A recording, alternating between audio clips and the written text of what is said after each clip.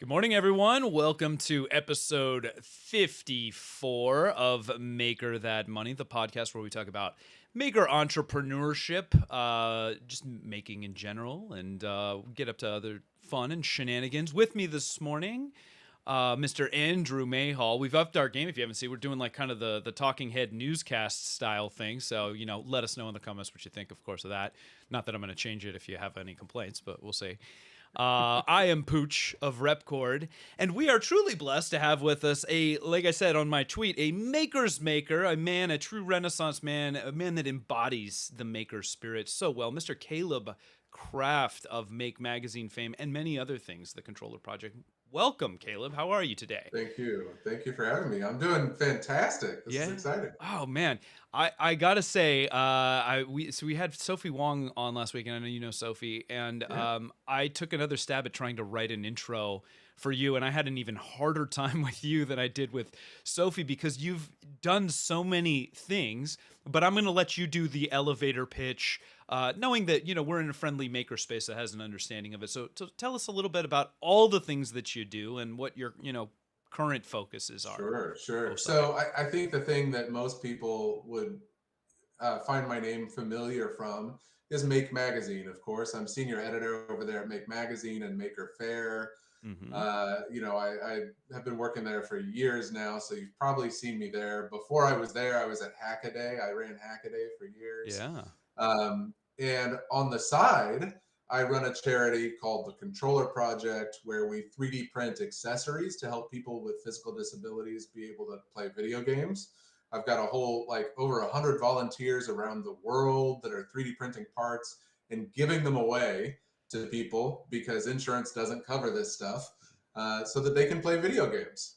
And then on top of that, like any good maker, I've got 1,000 other things that I'm doing and learning and failing at that Exactly. just consume my time. That's all of us to a T, right? Yeah, And so it's interesting in the context, and we're going to get into this in a second after we do all our housekeeping, but in the context of maker entrepreneurship, and then trying to keep the things that bring you joy and you just want to do for fun siloed from that which brings you income can be a challenge, and I'm yeah. sure you can agree. So we'll get into that in a second. But before we do, we have a tradition here on the podcast, Caleb, and I'm blindsiding you with it. I should have warned you up front. But we do try to focus on a positive thing that happens. So we do our wins for the week to kick things off. So I'll give you a couple seconds right now to think about just something good that happened. It can be in your personal life, it can be in your business life, it can be anything. And we'll start with Andrew so that you can kind of be thinking while he goes. And Andrew, I know you have one prepped. What's your win, my friend? I'm just happy that, things are going so good. So Oh, you're gonna just be let's go completely super general. simple. You know what? Yeah, That's yeah, more than fine. We're happy to hear that. Caleb, yeah. you got anything? What's something That, positive? What's the good energy for you today? that was such a cop out. It This is like was. when their family gets together and has to do what they're thankful for on Thanksgiving. Yeah, it is. It is Um, like that. Except for Andrew I knows mean, better. We've done this every week for quite a while, so he's gonna. I don't want to keep saying like, oh, hey, we're breaking sales records again and again. Yeah, you're tired of bragging. I don't know what else to say. Like, things are great. Like, I'm happy. I'm excited. Generally, things, are moving forward. So, Okay. there's just what do I focus on? Sure. Well, let's see something good in my life right now. I'll get specific. All I've right. been having a bunch of problems. I have a big, ridiculous van that we like to take on road trips, and I've been having problems with my driver's side window, and we just took it on a road trip, and the window broke Oh while we no. were on this road trip down at like the southern border at the Rio Grande, like at Texas and Mexico border. My My driver's gosh. side window broke, and so I had to like rig it all the way up, and I couldn't put it down, and I just fixed it, this week. So my window works again. So when I go to like drive-throughs or the bank, I don't have to like open the door to my ridiculous. It's like lifted, Yeah, and it has like a push bar in the front. So this van looks ridiculous already. it And sounds then I'm having awesome. to like Where open the door and like get half out to go to, drive-throughs. So it's like double Oh, ridiculous. man. So I fixed it. I'm happy I That's fixed awesome. Where can we see this van? There's got to be documentation of this van. Is it on your Is it on your it. YouTube channel? Is it on Twitter? Is it on any of your social? I'm sure that Yeah, must be. on my YouTube channel, my personal YouTube channel, Yeah. which I do not try to grow and be professional with. So don't be surprised when you go there and it's just random crap and I only have a few followers. On my personal YouTube channel, I did a video about going on this road trip, and I do show the van in that video because we drove down to the border to see a little town that has a goat for a mayor, and I thought that was worthy of. I'm sorry. The mayor of this town is a goat? Yes. Clayton Henry, that's his name. How does that work? Is it elected, or is this like more of a figurehead type thing? Like people actually vote for a goat? I felt like researching it would kill the magic, so I didn't research it. That's a fair point. We So just drove down there and visited him, and he was a nice goat.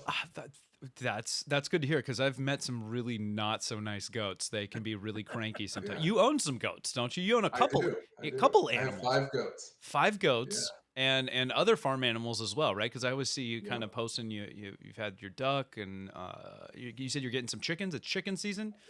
Yeah. I got chickens coming in today. I've got a donkey, and if you're into that stuff, I post that stuff on TikTok. They've kind of got their own channel on TikTok, and it took off. It's got like 250,000 followers. Oh man, it's ridiculous. Wow. That's fantastic. I mean, and this is exactly what I'm talking about. I think I told you ahead of the show too. In a former life, like I would never call it a farm, but I was on property. We had animals and all that stuff, and I know how much work that is. But being a maker myself too, it was just like I wanted to do it. I wanted to understand what it was like, kind of more like living off the land. We had the well and the solar array and all that stuff. And like that feeling of feeling independent and having a great barn and a good wood shop and all that stuff. So a lot of that stuff I miss, but I know the lifestyle well, and I'm glad you're enjoying it, man. It's a lot of work. Yeah, that's fantastic. We gotta say hello to all our friends in the chat. We record 9 a.m. Pacific time on just about every Friday. We've been pretty consistent lately. I feel pat on the back for us. I'm taking that as my win, right? We've got 54 episodes in the can now. This whole thing, Caleb, just so you know, I don't know if I told you this started as just a bunch of phone calls between Andrew and I as like business owners just needing something to bitch about, basically. Yeah. Like, so we just have our catharsis moments, and we're like, we should record this. This would be interesting. And then people started listening, and then before we knew it, we were talking to other people as well. So, and so the podcast was born. So there's a good origin story. Greetings to our familiar faces in the chat. Mike, thank you for your plug and reminder to everybody. Smash the subscribe button, all that stuff. We really appreciate it. Helps us grow. Liz, good to see you. Mr. Alex Gibson sharing his win. Let's share a win from the community. He actually cleared down his work queue before the morning of going away for a few days with his wife. Well, first of all, enjoy your holiday, Alex. That's awesome. I know it feels fantastic to clear off that to-do list. Mine is ever in a state of growth. It's never ending, yeah. The to-do list is an interesting thing, because it's like I need to put it on there so I don't forget to do the things, but then it's almost depressing in that there's only ever more things that seem to go on it than ever come off of it. So I still need better strategies, I think, for coping with my to-do list. I don't know, Caleb, can you relate to that? Oh yeah. Sometimes I have to not put things on the to-do list because it gets so long I just won't do anything. Yeah, right. At some point, it's just the weight becomes too great. We'll put that down. Mr. Andrew Rogers with a tenor. Thank you so much for that, Hamilton, my friend, contribution. Mayor Goat representing the livestock party. Good. So there we go. Thank you for your contribution. We appreciate you very much for that. Okay. On the show today, we're back to the subject at hand. Make it till you make it. Now, I don't exactly know what that means. I kind of came up with it in a stupor of tiredness at the end of the day last night. It sounded catchy, but it also is probably just more, I don't know, pedantic than anything. It's to me, what I was going for, just so you guys know, and you can tell me what you feel. as makers, we have a tendency to want to do all the things, make all the things. We just like making cool stuff.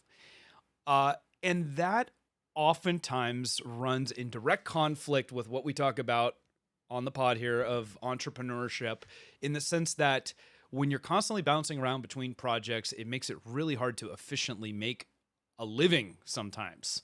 And so balancing that, right, with that which brings us joy and that which brings us money so that we can survive is an ongoing battle. Caleb, you have spoken this morning to a number of the things, and you didn't even get into all of it, a number of the things that you do professionally. What are your feels when, we talk about these things, and how do you think about like drawing the barriers between, the for funsies and the for munsies, monies? Yeah. Well, for me, it's very complex, and it's changed a lot over the years, because my entire career has shifted multiple times now based off my hobbies. My education is in computer networking, and I was an IT administrator, and I just had a hobby on the side of writing, and that ended up taking over, and I ended up shifting careers to be an editor. Before that, I actually owned a small business of computer gaming and networking, and like a Nice. LAN center or a cyber cafe Yeah. kind of thing. Nice. And I owned a web design studio and stuff. But my career has shifted. Before that, I taught 3D animation, which was a hobby of mine in high school, but I ended up starting a career teaching it at local universities, and then in Portugal for a year. So that concept of enjoying something and then shifting that into a career is something I've experienced multiple times. Okay. And then when I got into kind of the maker movement, whenever I was writing for Hackaday, and I realized what was this maker movement was, that kind of shifted more to thinking of like, making stuff, obviously. And we all have those big dreams. We look at the new tool and we're like, oh, I could make a bunch of these and sell them. Oh yeah. And now, after all these years, I've been doing this now, steeped in this up to my eyebrows for, well over a decade. I've finally gotten to the point where I can combat that a little bit, because what I found is making the thing is never the important part. You can make the thing, you can make 1,000 of the thing. The important part is marketing it, right? Yes. And I hate that part. Yes. Maybe the first week is okay, but after that first week of like trying to get people to buy the thing you made and trying to get in front of new eyes, I hate that part. And I think a lot of other people hate that part too. Absolutely. Absolutely. I don't want to speak for anyone else, but I have a suspicion based on what I've seen, right? Oh, yes. And so that kills it for a lot of people, and so they'll shift and they'll, see something else shiny and think, oh, I could do that instead. And then they make the thing, and then they spend a week or two promoting it, and then it sucks. Yeah. Because you're not making the thing and enjoying that, you're marketing. Yeah. For me, finding a balance meant deciding that what I was going to do was going to be something that kind of couldn't blow up, or I wasn't running the risk. For me, my hobby, now I've got too many things going on really right now to say this too truly, but my hobby is engraving, the kind of engraving where you're pushing a chisel through metal. Yeah. It's like a real old school kind of engraving. Which is so cool. Yeah. And I love it. But the fact is, no matter how good I do, no matter how cool I make it, it's never going to blow up enough on like YouTube or Etsy or whatever to be my full-time job. So it's good. Just, do you think because it's so niche, or just, I think that's an interesting strategy. Like you're putting some guardrails on the whole thing, right? So it's like, I'm forcing it to be something that I enjoy, but like, because let's be honest, man, you could get it to blow up. I mean, there are people that are like at the top of their game on all these things, but I know what you're saying. The barriers to that, given how specialized it is and maybe not as high demand, would make that and it's repetitive, right? Yeah, so maybe I could get a video to blow up, or maybe 2 videos to blow up, but at a certain point, like how many times are you going to watch somebody carve a design in something? Sure. And And so it's kind of a safeguard for me because then I can publish videos, I can publish stuff, and I don't really care how many views it gets because it's Yeah. not like it's going to get 100,000, Right. right? Right. Mhm. Right. It'll go out and it'll get, if it really blew up, it'll get 20. Yeah. Yeah. On Mhm. average, it'll get like 300 or something, right? Yeah. And so it keeps me from obsessing over it because my day job for 10 years has been traffic, traffic, traffic. How many views is this Sure. going to get? What am I going to do to get more views? And so it's kind Mhm. of nice to build in a safety net to stop me from even obsessing over it. Because, I used to years ago, years and years, in 2012, 2013, Yeah. I would put Mhm. out videos and obsess over how many videos they got, Yeah. right? I mean, Or how yeah. many views they got. Yeah. Yeah. And Sure. I found it unhealthy. I was doing it for my day job. I was doing it at home, and it was sucking the pleasure out of just doing something as a hobby, Yeah. right? Because Yeah. then everything starts to shift to how can I monetize this? How can I make it pay? Right. And then you're just working all the time. Right. Yep. So you touched on so many things. I want to give Andrews a chance to jump in here. We've talked about the concept of shiny object syndrome repetitively. It's a massive problem for people that have that maker spirit a lot of the time, where Mhm. it's just like, ooh, now I can do this. Ooh, now I can do that, and how that again works against kind of. We think about when you're wanting to make money. If you're investing all this time and energy and stuff, like you're getting a flywheel turning, and Mhm. to stop and then start another flywheel turning and another flywheel turning is completely counterproductive to that. Now, there are job shops out there. There are tons of businesses that do specialized, R&D prototyping. That is a business model. Mhm. But as makers, when we're talking more about specific, whether it's crafting or something, but there's always something in the back of our mind. Our tagline is turning your hobby into your jobby. It's not Mhm. always just because you can does not mean you Mhm. should, right? Absolutely. And we trip over that a lot of the time. Andrew, when Caleb brought up the piece about, I can make this stuff. It's the Mhm. selling the stuff, the marketing the stuff that I Mhm. hate. I can't tell you how many conversations I've had with people that have said that exact thing, right? Like, what is it about the maker spirit? And I'm speaking in generality here. This is not everybody, Sure. guys, but that it drives us away from salesmanship, which is so critical. And sales and marketing is absolutely critical. I would say the Mhm. product is so secondary to the audience and the people you're selling to in the business Oh world. yeah. What do you think Mhm. that is? Well, I mean, I think, and personally, I think it just comes down to who the maker is at their heart. Makers they want to make, they find enjoyment in the process of making, the process of learning, the process of accomplishing something that they haven't done before. Yeah. And you keep feeding that and scratching that itch, and by moving to the next project or moving to the next thing, it's like, oh well, hey, I have this idea and I've experienced this, and maybe I can connect the two. Mm-hmm. And we get excited and energized because of that. We go to these, whether they're rep rat festivals or maker fairs, and we see what other people are making, and we get excited because it's like, oh hey, I could probably do that too. And you have these ideas from your own experiences to intertwine.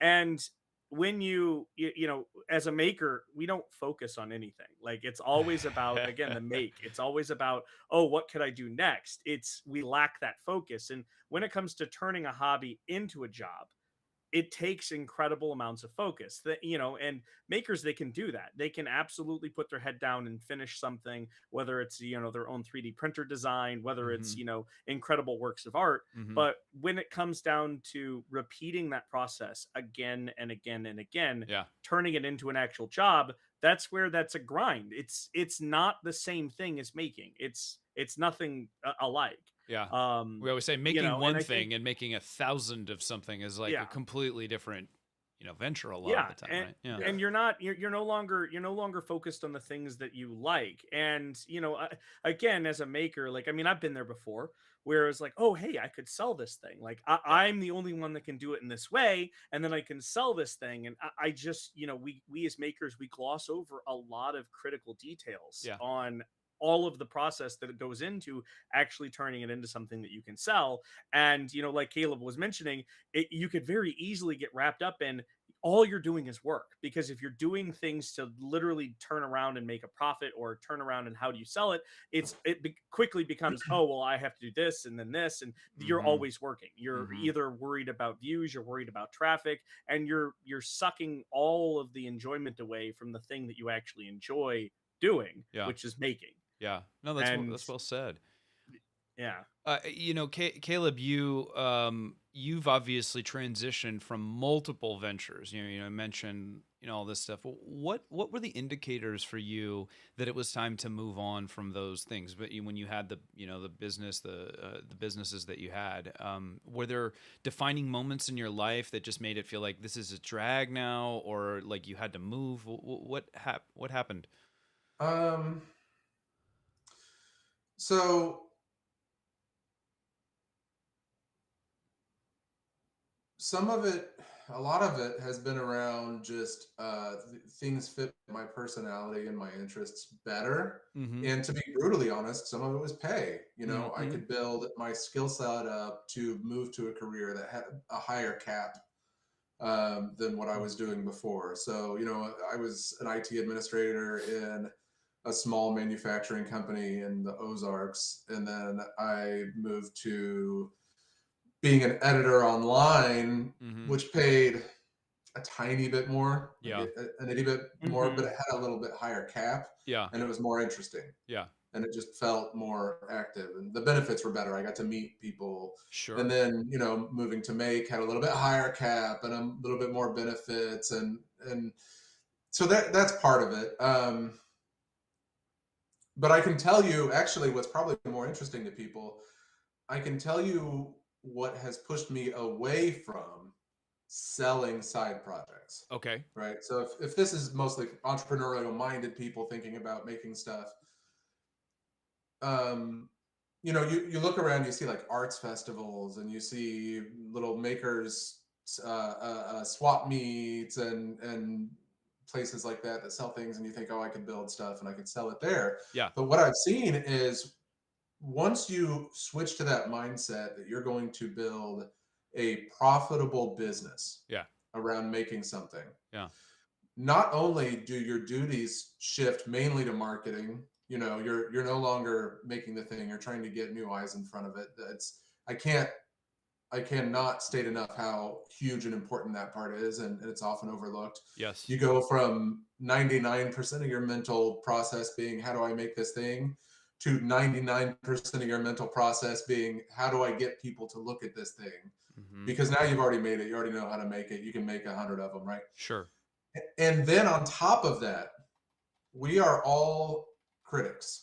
We The have people worst. we look up to. Yeah. We have products we see we like. We have processes that we like kind of idolize as being good and cool processes we want to do. Right. And sometimes the more involved processes, for some reason, in makers' minds, get rated as like a better process, like has more clout, right? Yeah. Like your Mhm. ego is better if you took a month to hand chisel something instead of Yeah. running it through your CNC. Yeah. Yeah. Yeah. But Mhm. those are antithetical to making a profit. So Yeah. you've made this Mhm. product that you think is amazing, and then you start thinking, well, if I'm going to sell this, I'm going to have to sell this at like $5,000. Yep. But if I just ran it through the CNC machine, I could drop it down to 500. Yeah. And if I reduced this design down to a simpler design, I could drop it to 200. And if I bought cheaper wood, I could get it down to 150. And if I outsourced half of the part of making it to my neighbor, I could get it down to 120. Yeah. And by the Yep. time you get done with this, you've created a product that you think is inferior, that you don't even like anymore. Yeah. And you're Yep. spending 99% of your time trying to get people to buy it. And Mhm. so Yep. that pushes me away from making things often, Yeah. Mhm. and I think it pushes a lot of people in this kind of group in this community away from it. And a lot of people have experienced this exact train of events. You Mhm. might lay it on some other product and some other different manufacturing techniques, Yeah. but I think a lot of us Mhm. have felt this to a degree, and it's 100%. Yeah. demoralizing and it's like soul crushing Yeah. when you Yep. finally realize, oh crap, I'm spending all my time trying to convince people to buy a product I don't even like. You're kind of Mhm. outlining, the multiple stages of grief that one Yep. experiences as a maker entrepreneur, and it resonates Mhm. very dearly with me. Although I will say this, you also got me a little bit excited when you were talking about it because I'm a process guy. Like I kind of Mhm. really like the idea of making things more efficient, making things more affordable, like trying because it's problem solving at its best to me, and I love Mhm. problem solving, but I know that this is not everybody's cup of tea. No, nor is sales and marketing. But You know. we all froze. Uh-oh. Hold on. Did we lose him? Oh We no, lost him I think we temporarily. lost him. We'll give him a chance to reconnect. But Andrew, what do you feel, about what he was saying in terms of, that you go through these things and then you realize like, wait, Mhm. I'm spending time doing a thing that I never even really enjoyed doing, Mhm. which is Well, yeah, I think a exactly. good exercise, and honestly, until you live it, a lot of the time, Aha! Mhm. he's back. I'm back. He's back. Ah, there we go. I'm back. Sorry, I'm That's on fine. Starlink satellite internet. Actually, And, it was doing quite well for doing satellite, so that's good to hear. yeah, well, it's that Starlink stuff. It's Yeah, pretty crazy. yeah. But you know what? I know you guys probably moved on, but I'm going to drag you back to No, where we drag us were. back in. No, let's Drag us do back it. in. Mhm. There is also a huge categorical difference between what the two of you do Yeah. and what a lot Mhm. of people get into wanting to do. What you are doing is you're making tools that solve a problem. Mm. Mhm. Okay, so like the rep box and Yep. in the goop, right? Mhm. You've identified a problem people have, and you're making a tool to solve that problem. So a lot of these refinements don't detract from that tool. Some Mhm. will. I don't want to get you to admit it, but I'm sure there are things that you've done on your product that you're like, oh man, Oh yeah. when I first designed this, I really wanted this like super magnetic latch, but now it's not cost effective, so I'm doing this other thing, and I'm not gonna Mhm. tell Right. people that I don't like it, but I don't like it, right? Right. Compromise is Mhm. all about. Yes. But if you look at a lot of makers, what they're making are effectively art projects or luxury projects. Okay. And that is where this hits extra hard. Yes. Yep. Because as you are refining your process to make a greater profit, you're Mhm. often doing things that you as a critic think devalue the product. Oh, that's an excellent point. Yeah, Such a good point. absolutely. Yeah. Yeah. Andrew, jump in there Well, on that. I know, like, Pooch and I, we've had several conversations about the rep box specifically. I'm gonna call you out here a little bit, Call me out, man. about I'm this, I'm, and I'm hiding as nothing. while the rep box is a tool, it's a utility. There are so many moving pieces to it, and I can And it's a remember box. countless Yeah. conversations, yeah, Yeah. that we've had, and where it is. You're absolutely right, Caleb. Like, as you go through this process, as Alan has scaled up the production of the rep box, there had to be compromises that had to be made. And I've seen this happen where we've even had to do it, where we had to start outsourcing some reagents that were already completely synthesized, instead of actually doing them ourselves. And we felt that that was a loss to some of the quality. But it's this process of trying to scale as a maker. Yeah. It's trying to turn this into something that is a profitable business. Yeah. So yeah, I think that's a very valid point, that most makers in this space where the luxury products come in, you have to consider this. And there's nothing wrong, I think. I remember conversations with Alan, like having to say, well, hey, you've got to make this change in order to make this efficient so that you can continue production. Yeah. We have to do this thing because there's no other way. It does not compute. And that doesn't mean that the product is now inferior. No, It but just means that, but my God, what the feeling that you get when a customer actually calls you out on something, like they're like, this latch is really not that, and I'm like, I knew somebody was going to say it, right? It was like, I feel that way. And Yeah. but they customers rarely have the context of the So great example of that. Prusa just dropped a new version of their printer, and of course, everyone comes out of the woodwork saying like, "Well, why didn't you do this? Why didn't you do that? You should have done this. You should have more like you should have done Yep. da da da da da," with no context of the macro scale that they are operating at and how completely ineffective and inefficient for that like 0.1% gain. Like Yep. you as a maker are looking at something, if you're making this in your garage, yeah, you have the luxury and the time, and you can wait for that product, like, because you only need to get one of them versus like, wait, I have to figure out how I'm going to get 10,000 of these and make sure that the quality of all of those are going to be reasonably the same, and that's just something that most people don't it doesn't even occur to them as a challenge to the project, right? And so it's like digging the knife when you get that comment and you're like, yeah, I know, I wish it wasn't that way too, but I gotta grow, I gotta pay my guys, I gotta do all the things that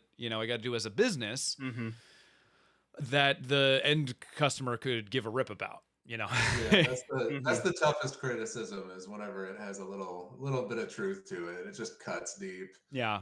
But pointing out all these difficulties though, doesn't mean it's impossible. Of course, right? And I tend to look at it like training for an ultra marathon or something like that. I've never done an ultra marathon. I don't run that far, right, but I do run. Yeah. And the fact is, it sucks. Going out and running sucks. Yeah. Even for people who love to run. I run and I hate it and I love it all at the same time. Yeah. They're not mutually exclusive. You'd think but that first mile is painful. Yeah. The next day my knees hurt. Yeah. But I do it anyway because in the end I'm happy with the results, and I know going in it's gonna hurt. Yeah. If it surprised me, if it was a total surprise, then it would probably scare me away, right? But I know going in it's going to hurt. And so if going into trying to build a product that you're going to have to go through this process, if you've got a realistic view of what happens after that fun initial like development, then you can theoretically power through. Now, of course, the bulk of people aren't going to go run an ultra marathon. Maybe they'll run a marathon. Yeah. Maybe you'll make a product that's a good side hustle. Yeah. And a few people will break through and do the big one, and make a full-time job out of it.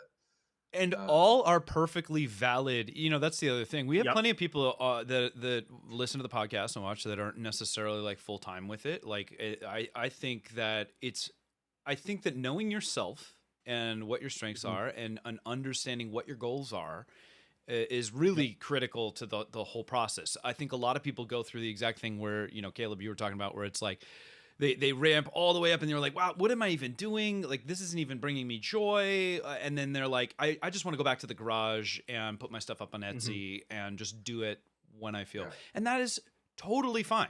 Right? Like just because you're not doing it full time doesn't mean that there's not value. Just you can be giving your stuff away, and if it's bringing you joy and it's checking boxes for you, in other words, it's not always about money. And especially with makers, I think there's a lot of times like where we gravitate toward open source projects a lot of times. Like we're not always looking for the most financially beneficial thing. It's sometimes it's just about being part of a community and that stuff, and we haven't even gotten into the event stuff, but like part of the reason, and I'm hoping you can speak to this might be a good transition, when you start to bring the people together and talk and go to these events, and what like that does for your energy is just super powerful, right? Oh yeah. And so when you started, because you've been involved with maker fairs and stuff, obviously the planning. I mean, there's a ton organizing that kind of stuff, massive undertaking as well. What did that feel like?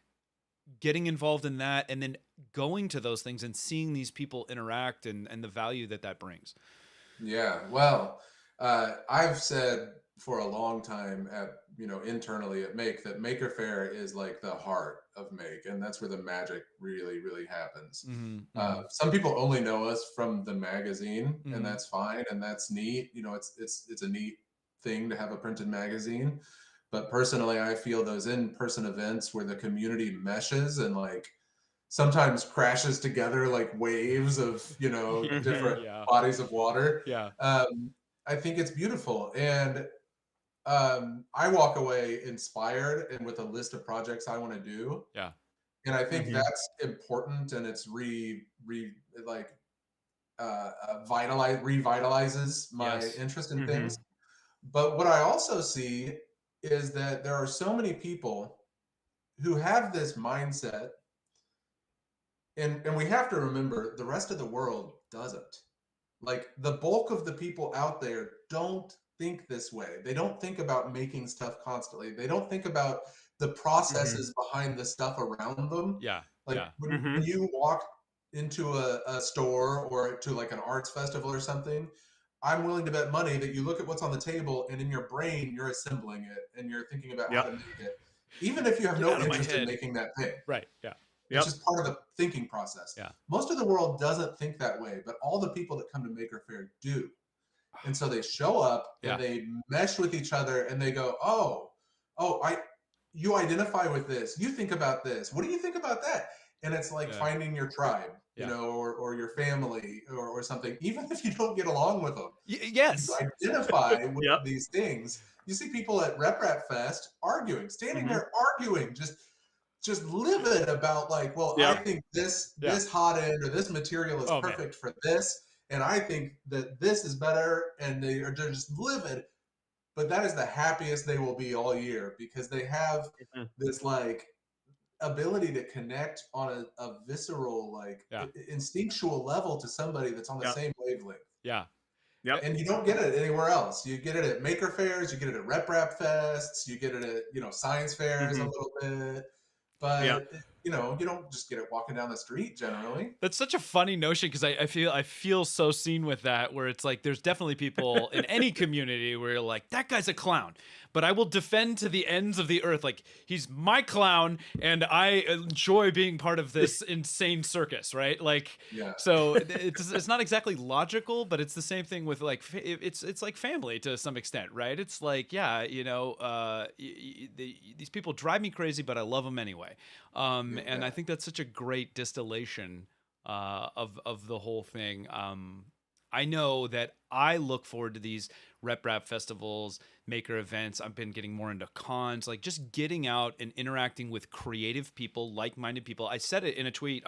We got in 2 weeks the Rocky Mountain Rep Rap Festival's coming up. Shout out! It's the first time in Denver. Shout out to Rocky Mountain Rep Rap Festival. And I said, like, I am so excited. I'm not doing a booth this year, but I am excited to be there with my people and see cool stuff. And a lot of times just being free range and not being tethered to a booth. Honestly, Andrew will tell you this. Like, Yep. I don't like running a booth. Like, I want to be out interacting, talking to people. Like, that's more my jam. But I understand that I Mhm. still have a business to run and we still have products to show and all that stuff as well. So Go ahead. speaking of Rep Fests, Yeah. something that really annoyed me was that I couldn't find information on them. Mm. Like Ollie in Midwest, he Midwest, doesn't yeah. have a website. He just Yeah, has like the Facebook page, yeah. and then there's more of them popping up. So I actually made a website, reprapfest.com. You did. The whole purpose of this website is just to have a map with the fests and links to where and when they are, and then a Discord channel where people could collaborate to go to or talk or whatever. I threw it up online. It has no ads. It's not affiliated. That's with awesome. I anything. didn't even know It's that. just- I didn't know that either. It's It's just reprapfest.com. reprapfest.com. Wow. Okay. And it's got what is rep rap, find a fest near you and join the Discord. And Look at that. honestly, I Nice. don't even care if the Discord gets people. I think there's like 2 people on there right now. Yeah. But I don't care And if they're it gets arguing. traffic or not. I was just frustrated that I couldn't Yep. find the information. There was nowhere to find rep rap festivals or where they were or what they were, right? Uh-huh. Uh-huh. So I just slapped this together so that people could find them easier.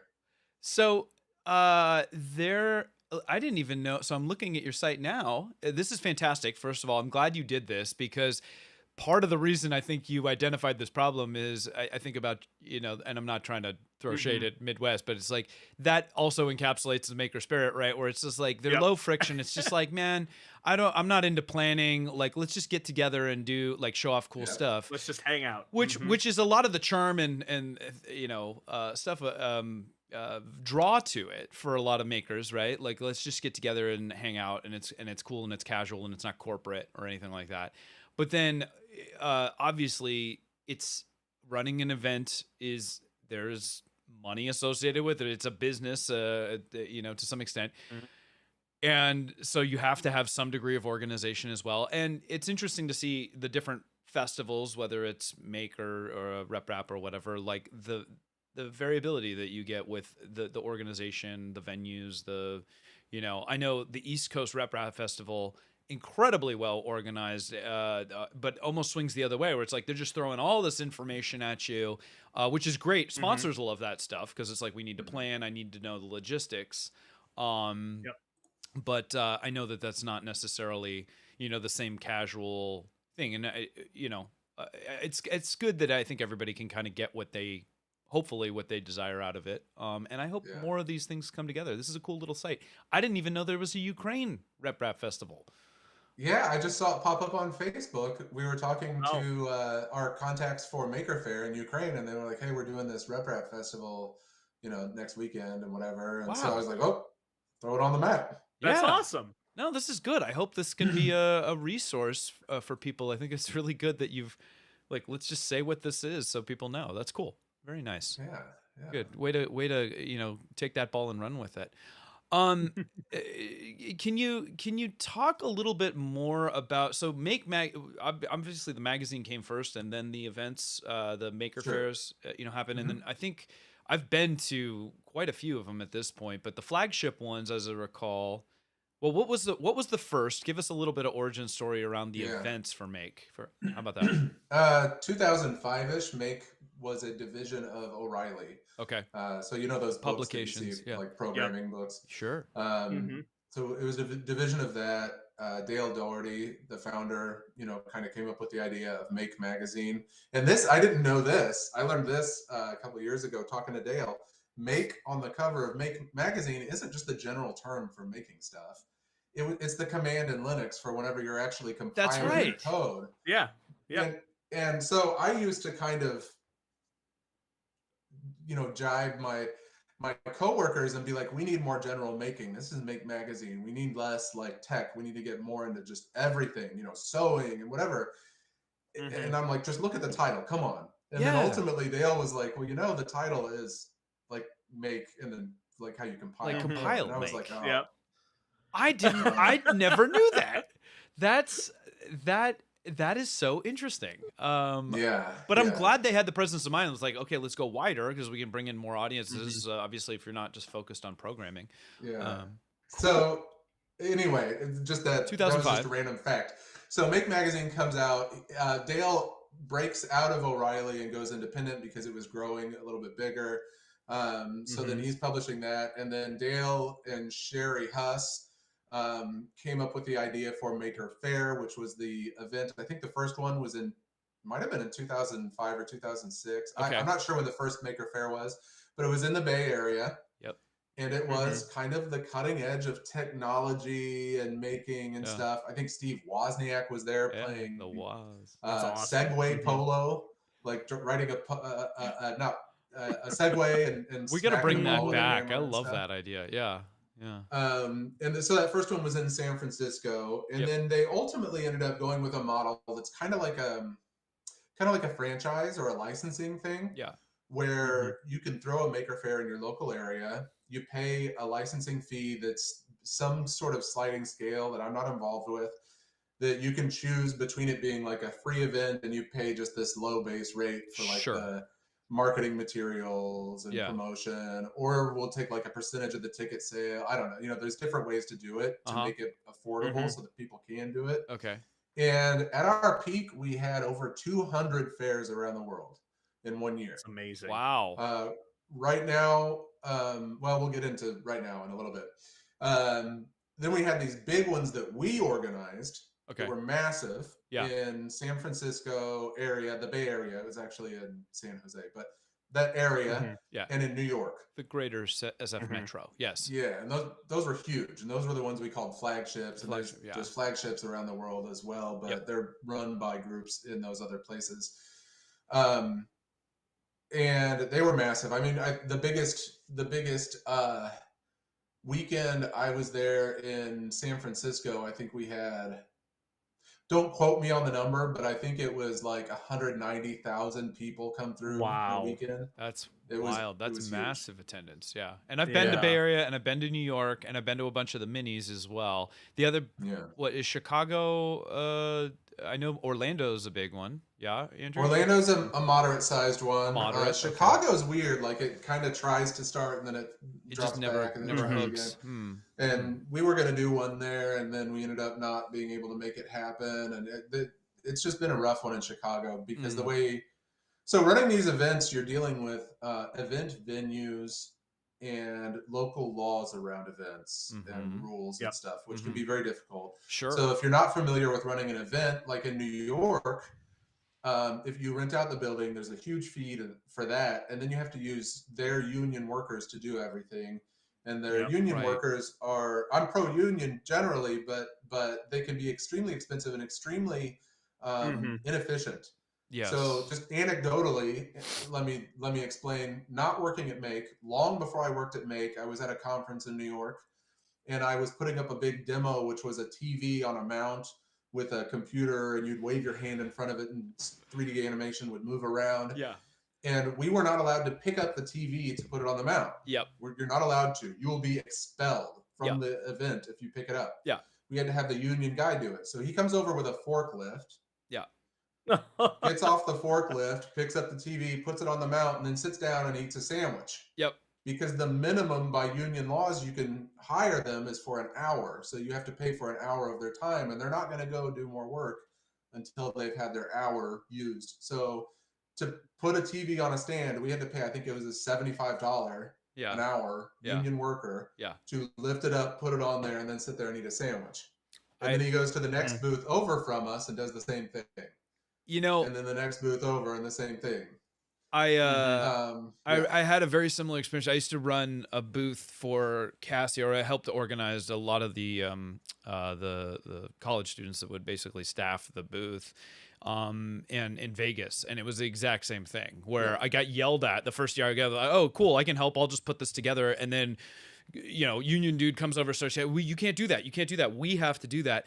And I'm with you. It's like I'm generally like pro collective bargaining, union, and all that stuff. But it's like when you see those things, I can understand why there's resistance to the inefficiencies of that.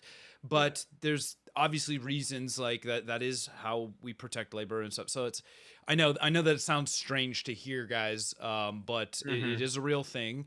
And there's no perfect solution to a lot of these things, but we don't need to go into unions. So ultimately, though, the point is that it's very expensive. Yes.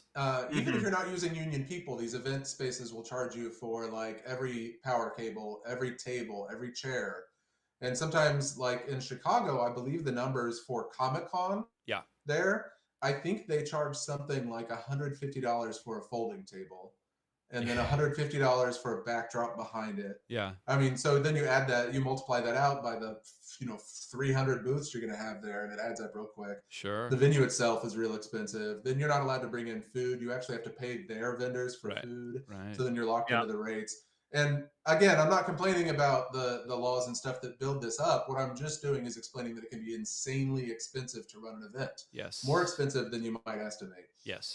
So our big events were millions of dollars to run. Yes. And ultimately in 2019, we had a board of directors that was running how we operated things. And we had a series of, the board of directors would put a person in charge of Make that was like a Silicon Valley startup guru of various types. They did this 3 times.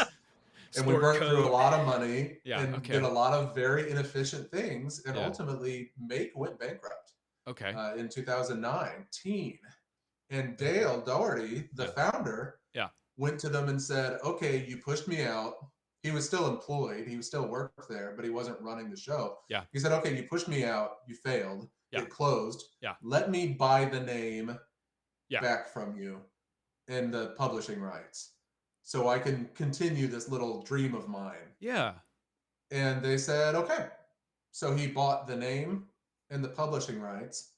So then he relaunched it. He had to do a new LLC. So it wasn't Make, I don't even remember what it was before.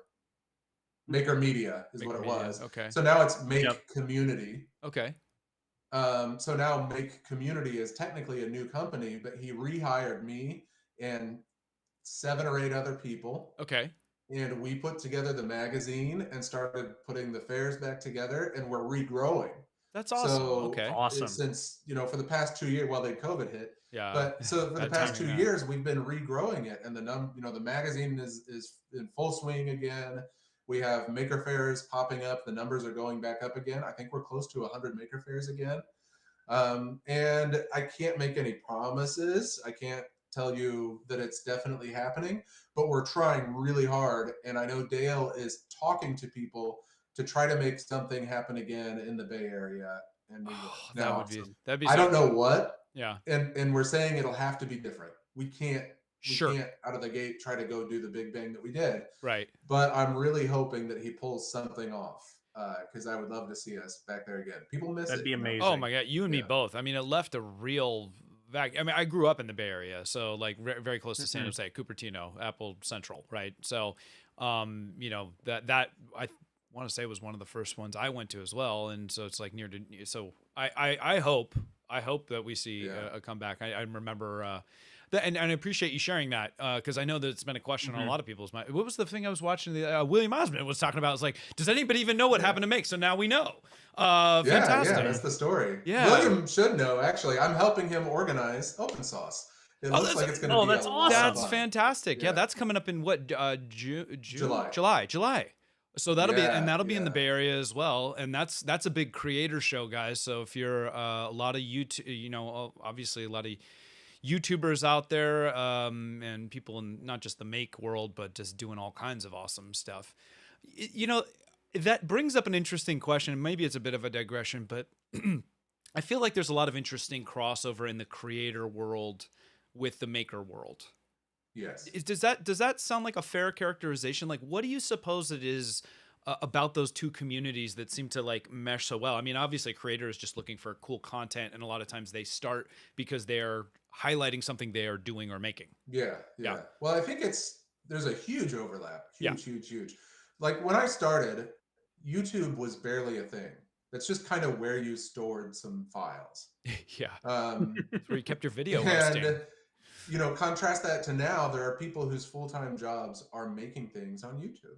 Yeah.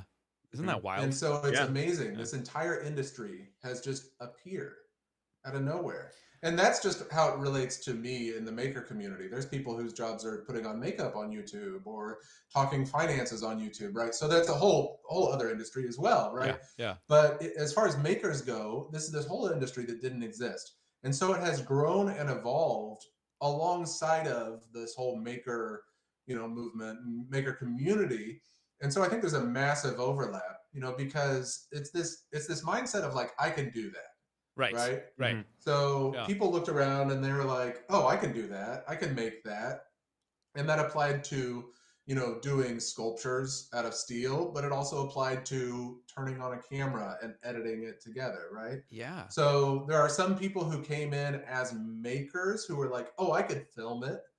Like, Jimmy DiResta, right? He was a maker. It was just like, oh, I can film this and throw it on there. And there are people who come in from the other side who are like, I can make an interesting video about making something. Let me learn how to make this. Let me learn how to do that, or learn how this works. Yeah. But they're all kind of like in this muddy area of just like overlap between the maker community and YouTube, because it all comes down to creating the thing you want to see. Yeah. Right? Everybody who makes videos on YouTube is doing it because they said, I want this to exist and I can do it.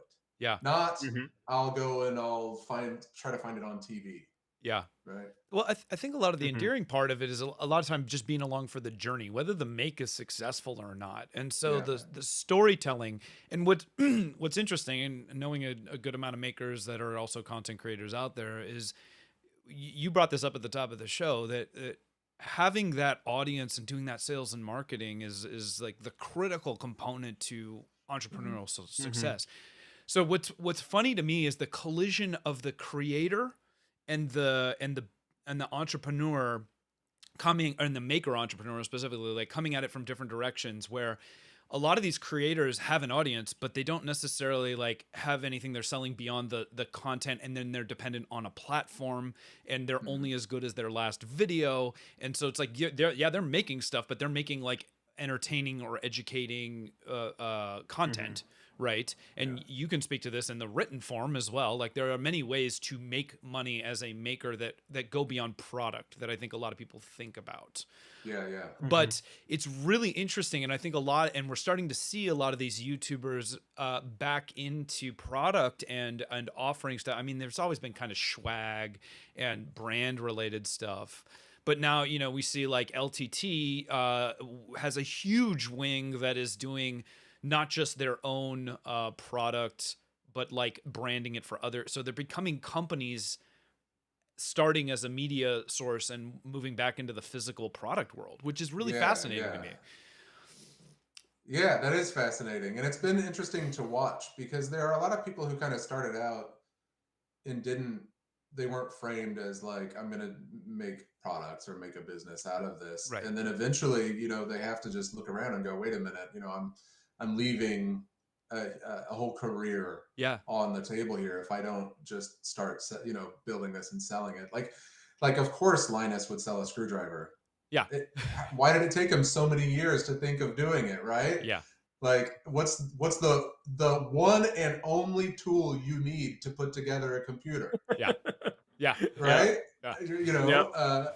So yeah, it's been fascinating. It's been fascinating. Well, and it's also just such an interesting component. There's a lot of I think there's a lot of camaraderie that we have both either as a creator or as a maker. Like a lot of us like feel like we kind of fell into this. Like there are certainly businesses where it's like you put together a business plan, you start a business, but a lot of the YouTubers you talk to, in fact most of them, and it could just be a generational thing because like you said, YouTube is like relatively new in the scope of like careers and all that stuff. But a lot of people that got started and are at the pinnacle of their game right now have been doing it. Like we had James Hacksmith on, and he was like half of his life he has been making videos and posting to YouTube. Like he started when he was 16 and he just turned 30 or 32 or something like, what was it? 15 and 30? Anyway. Yeah, something like that. And so, when you get your start, you don't realize, well, most of them are like, I'll be lucky if I'm still here next year, right? Like I'm going to have to get a job at some point. Like how many of these content creators like have that same story? And I think the same thing. It's like I started this thing as a side hustle. A lot of businesses, a lot of maker businesses especially start as a side hustle. And so you're never really thinking of it as like a legitimate thing even to from the jump, which is kind of a weird way like to say, like we're just all kind of stumbling into our path. Sure. I don't know. Sure. Yeah, you've pivoted a number of times, so I think you can say many times. Yeah, many times. And I'm hugely risk averse. Otherwise, I'd probably be launching products all the time. Yeah.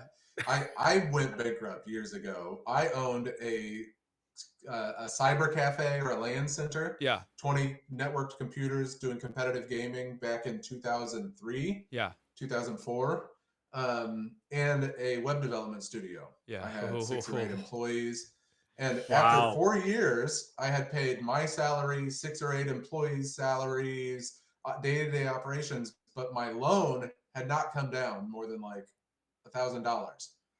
So I said, screw it. And I closed it all. I filed bankruptcy, but that was traumatic to me. I worry about money. I'm a money worrier. I hate it. It stresses me out. And bankruptcy was the worst. And if I hadn't had that, I'd probably be launching product ideas all the time, worse than anybody you know. But I have a tendency to look at it and go, okay, a year from now, am I gonna hate this? And I'm like, no, I'm not gonna launch that. I'll put it to the side and whatever, But yeah, it's a sickness. It is, Well, sure. Let me thank you for sharing that first of all, because I don't think we hear about the struggles that people have nearly as much as social media is just chock full of like, look at this is awesome. Everybody just feels like oh, he's doing great, right? Like Yes. like the Oh, outward sure, appearance yeah. is so positive, but like we need to hear the, you know, this is where the learning lies a lot of the time, and it is pretty rare to get people to come on and say like, hey man, I went through this really low point. I'm with you, Caleb. I'm a money warrior as well. I'm probably too conservative. And I'm inhibiting my own growth maybe to some extent, but I also just can't handle the stress of feeling like I've still got a family to raise. I've still got, you know, it's there's so many factors that go into that. We're closing in on our hour here, and I want to be respectful of your time because I know you are a very busy man. So, you know, I appreciate you sharing all of these things. If we're going to come full circle here, I've got one last question for you. Given all the different things that you've made and all the things, where do you feel like you are on your journey? This is a multi-part question, so get ready for it. Where do you feel like you are in your journey?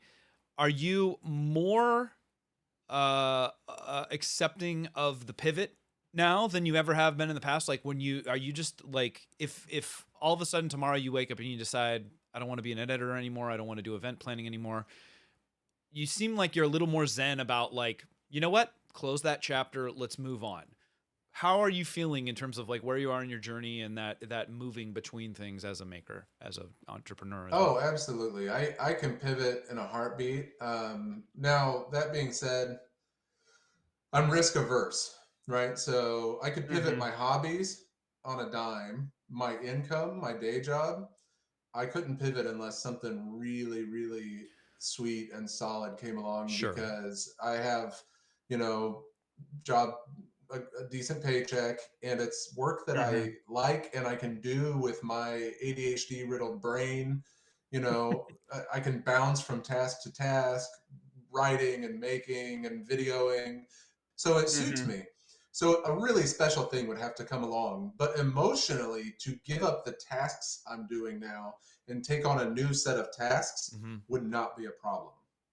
That would not be a problem at all. It's the risk averseness, you know, and then of course the fear of being bored and trapped in, you know, like an office job. If somebody came along and said, we'll give you an extra 50,000 a year, but you got to sit in this office and do paperwork.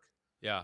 Like, I don't think I could do that for more than, you know, a few months I'm right there before I with you. started like panicking and sneaking in little like side hustles, gigs or something, right? I feel it feels claustrophobic just hearing you say it to me. I don't know why. Like, but that's yeah, that's what a lot of people do. You know, I they know. sit at a desk all day and do paperwork, and it's scary. Yeah. But to your question, yes, after years and years and years, I've mastered the art of the pivot. I think emotionally, mentally, Yeah. so that I don't have to like recover or mourn a loss of something. Okay. But being risk averse, there are some things that are not going to be easy to shove me. You know, it's going to take a lot to pull me away from Make Magazine. But like, if you look at the Controller Project, for example, which we didn't get into nearly enough. That's all right. Yeah. That's all right. Yeah. So I spent a very long time doing it a certain way. Yeah.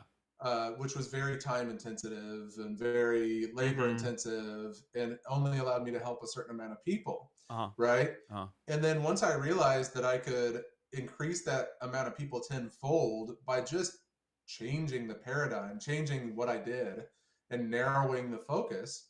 Yeah, no problem. I did it like in an instant. As soon as I came up with the idea, I was like, oh, done. And I went and I changed the verbiage on the website, and I started taking action to make a pivot because emotionally I wasn't tied to. I'd already done the other thing. It's time to do something new. Do you have a few more minutes just to elaborate a little bit more on Controller Project, or do you have to turn? Okay, I just want to no, I got time. Okay, good, because I think people need to hear about this, and this is such a cool project, guys. So for those who are not familiar with the Controller Project, give us an outline of what that is. Yeah, I mean, on the subject of time, as long as I say subscribe to Make Magazine and go to a maker fair, I'm working. That's right. So back to the Controller Project. So a couple years ago, I pivoted. Instead of doing everything manually, cracking open a controller and adding buttons for people, soldering in wires, cutting them apart, what I did was I pivoted and I said, what if we used the distributed manufacturing of 3D printers to print parts that just snap onto controllers, that do the job of stuff that costs thousands of dollars Yes. that these people don't get insurance to pay for, right? Yes. So we're talking people with physical disabilities, limb difference like missing fingers or paralyzation or non-functioning limbs, full quadriplegics. You know, if these people want to play video games, which is very important psychologically, because you know, you go into a video game, you're seen as an equal with the other people you're working with. They have no They idea. have no idea Yeah. you're in a wheelchair. Yeah. So very important psychologically. To be able to play these video games, you know, we just 3D print these parts and snap them on. I give them to them for free, completely for free. And I'm supported completely. I was supported out of pocket for many years. I just paid for it. But I'm supported. I have a Patreon that people can sign up for. Okay. I've got people already there supporting me. Okay. That pays for some of it. Okay. I got a donation from Able Gamers and from Prusa.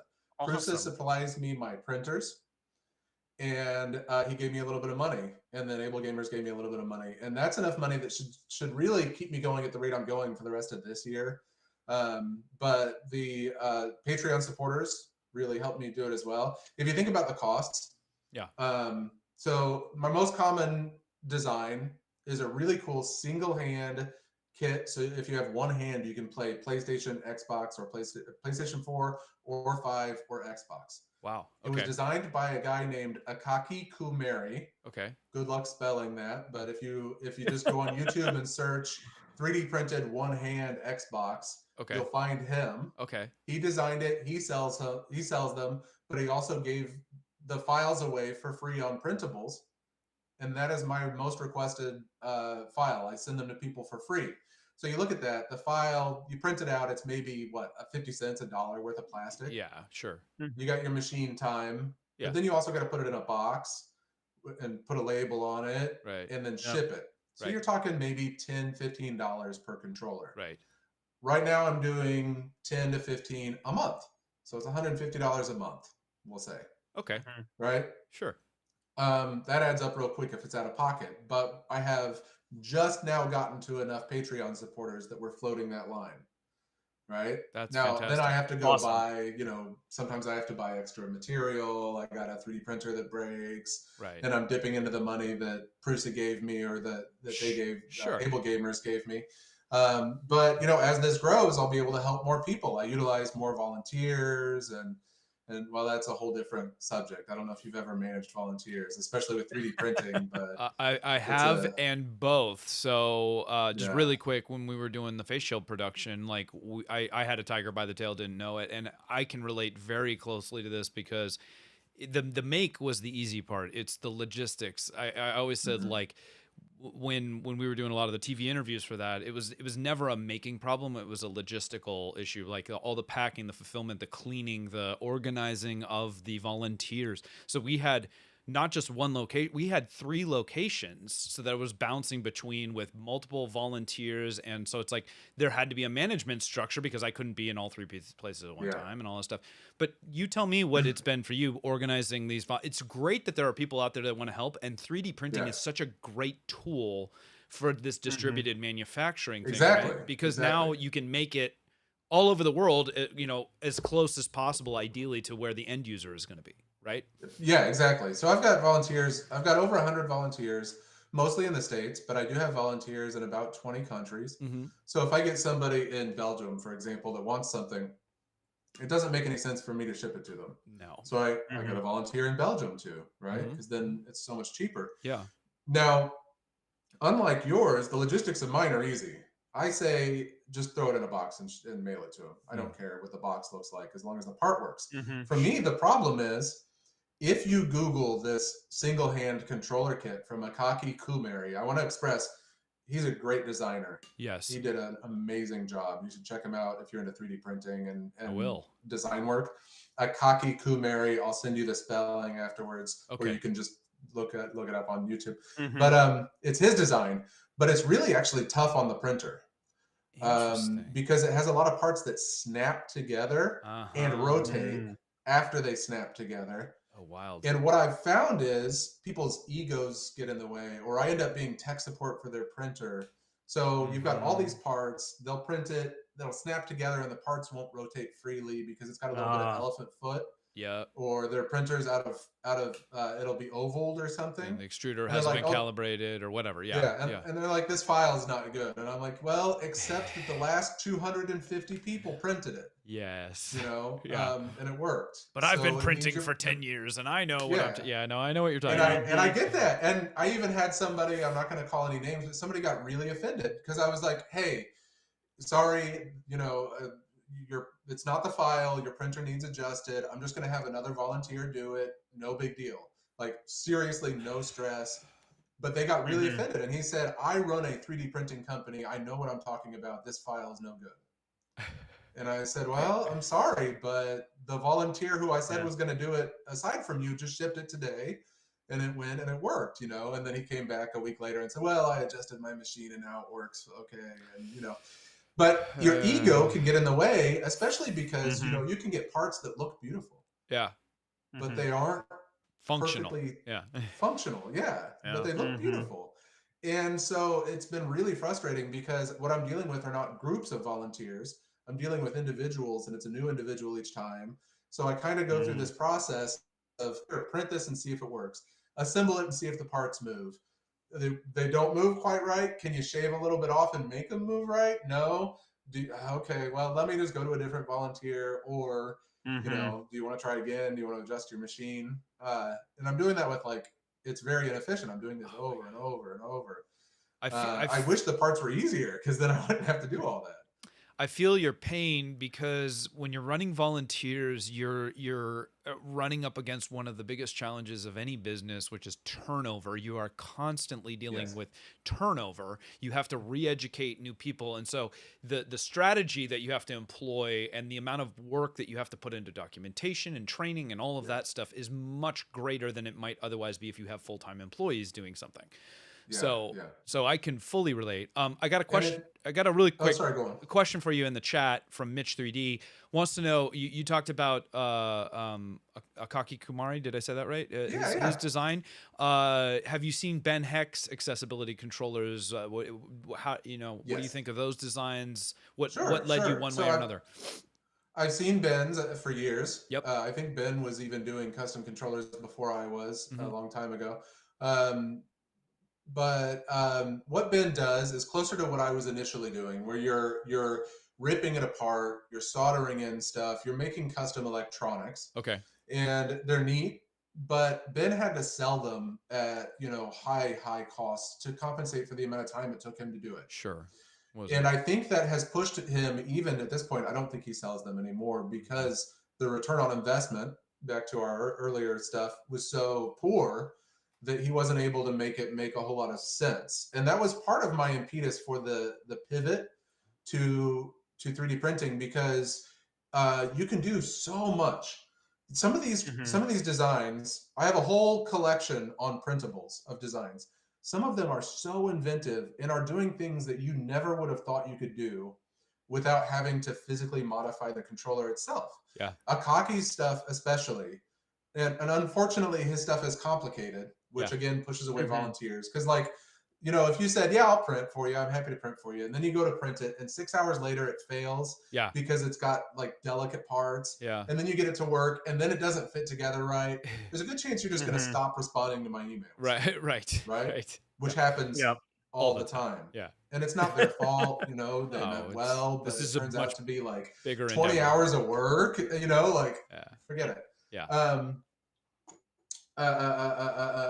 So I don't remember what my point was. Well, we were talking about Ben Heck's design this. So, but you're trying to pick designs that work well for what you're trying to create here, and make it as accessible to people that have accessibility issues. Yeah. Well, that, and we have this distributed manufacturing community. Yes. Right. So I pivoted the design. Instead of just being me and my hands, we have this massive community of people who want to make stuff and want to be part of something, you know, and that just opens the doors to being able to help so many more people. Yeah. And I mean, we could go on for quite some time about managing volunteer, because you have You know, as the word gets out about this, like you'll start to realize the size. Like we made 35,000 face shields in like 3 months time by leveraging people all over the world, and they were printing stuff and sending to us, and these were relatively straightforward. It was just the frame, and we would laser cut and mesh it with the visor and stuff here. I can't imagine the challenge it would be if it was a multi-part, very complicated, tight tolerance, fitment issues, all that stuff. The amount of work that would have had to go into that, and the amount of turnover you would even have in your volunteers, because they realize, whoa, this is a lot bigger than what I had signed on for. So I feel for you there, but it is a noble cause. So I hope that, you know, as you go forward, and it's wild thinking like gone are the days that we grew up on the single, you know, pad and 2-button Nintendo controller. You look at these controllers now and it's like, I can't imagine trying to operate the current iteration of the PS5 or the Xbox One controller with one hand. You know, all of the extra mechanics that would have to go into that. Not only that, but the shocking thing is the amount of people that benefit from modifications to these is much bigger than you'd expect. Like even people who don't identify as having a disability. Yeah. If you think about it, I don't know if you game much. I do a little bit. Okay. And my hands cramp up holding the controller for more than like 30 minutes. Yeah. I don't identify as having any kind of disability, but if I printed some big fat handles, my hands wouldn't cramp up as much. Well, maybe just a little more potassium, Caleb, would, you know, help there. Maybe. A multivitamin. But, you know, if you think about the fact that there's so many people who don't even think of themselves as having a disability that would benefit from these things. Absolutely. It's just the amount of stuff out there is just huge. Yeah. Huge. The amount of people in need is huge. No, you've identified a great little spot, and you've identified a great opportunity for 3D printing. And let's be honest, that Venn diagram of makers and gamers is massive as well. So I think it's just got this great appeal to that community as well. I hope that you know, maybe at some of these future events, you guys can actually have some presence and get some good visibility from that, because I think, you know, there are a lot of people that would maybe if that's something that's even interesting to you. I don't know. Yeah, I mean, I don't like. So like Rep Fest, I guess I could put up a table there, but it would just be a bunch of 3D prints that are available on printables, you know, I guess on a controller so you can see how they work. But then also I don't want to be stuck to it. I want to go walk around and talk to people. I get that. Yeah. So, I get that. I don't know. I guess I could do something. Yeah, but as an exhibitor, I mean, like if you get a free table, I think a Rep Festival is perfect, because it's like I wouldn't feel nearly as bad as an exhibitor. Just put it there. Yeah, you go sit down there for an hour, have a couple conversations, get up, walk around, you know, all that stuff. If you're not worried about people yoinking your controllers and stuff, but it's so. I think it's such a great visual and such a great show and tell. I mean, a lot of these things, like really, it's like the largest show and tell you've ever been to, right? And and the things that we're exposed to going to these, like that we just didn't even know about, it's awesome. So, but to your point about let's just keep it within what makes it enjoyable to you as well. I respect that. I understand. Well, my friend, we could go for hours more. This was awesome. If there is anything we can do to help with the controller project or any of your other ventures, we are at your disposal. I want to thank you for your time. I know it is valuable. And I really, really appreciate just you kind of sharing your personal journey in the whole thing, because I don't think we get into that as much. We had a comment in the chat earlier that mentioned that, you know, there's the tendency for, even if people are being real, that kind of content just doesn't do as well on social media, because people are like, well, I don't want to hear somebody, you know, talking about their problems. But I think in the right context like this, it is an important message and a powerful one as well. So thank you. We don't probably get enough of that real talk. So thank you for that. Thank you. Yeah. Guys, everybody in the chat, thank you so much for joining us, for feeding us questions, for being along on this journey. We always have a good time. As always, like, subscribe, hit us up on the Twitters with ideas for other topics, people that you'd like us to talk to, all that stuff. We love you. Enjoy your weekend, and we will catch you next week, next Friday, for another episode of Maker That Money. Until then, take care, everybody. We're signing off. Bye. Bye-bye.